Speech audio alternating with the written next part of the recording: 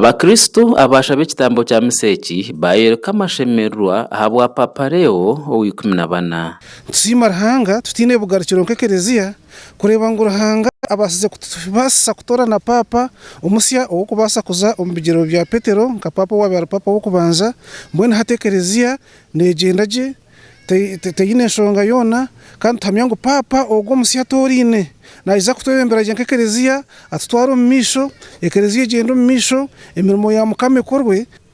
Shemererwa munonga habwokuba ekereziya ebireri nk'enfuzi kwiha Papa Francis yarugaho konka Mukama abasize kutwera mazima yayamba abo ababyeni babitebekanisa mutima orukwera yabamurikira twafuna Papa omusya nshemererwa munonga ago mashemererwa nigo gatureta kwija kuzaguja misa y'okubanza. Aba bayongera bagira ngo ekereziya kanya kemaze tine Papa ebireri efuzi konko bwa hati bagire kyererezi okutorana kwa Papa kuturetira kushemererwa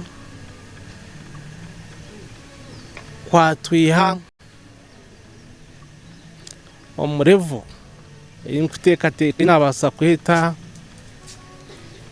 eyobufuzi ombwiro tumazire tutine mwebembezi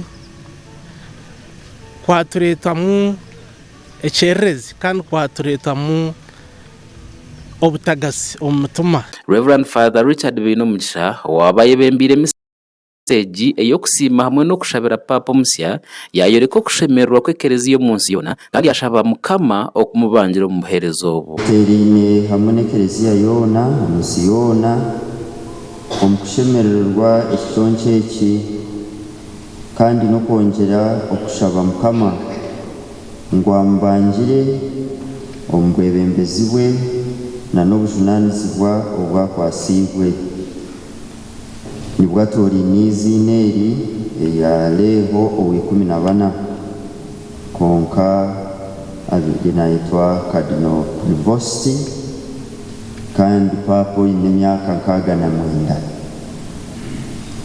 Nitusima Ruhanga omu kitambo eki ahabwa ekiconco kya Papa ogu kandi nitwongera kushaba Mukama ngo amubangire nitwayongere okutuhamya omu kwikiriza atuhamye omu diini ayongere okutwegesa eby'amazima g'ekereziya eby'amazima ga Ruhanga atuhabure eby'oburyo ebyokukurata Kristo.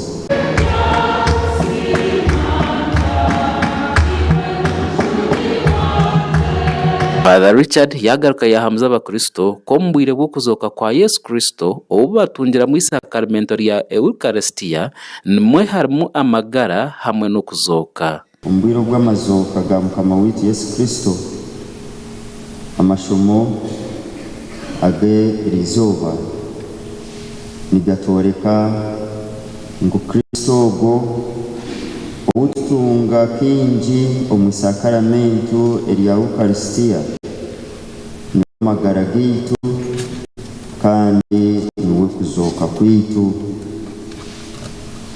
Kristo akatha ekiconco eky'omubiri gwe nayitamba aha musharaba.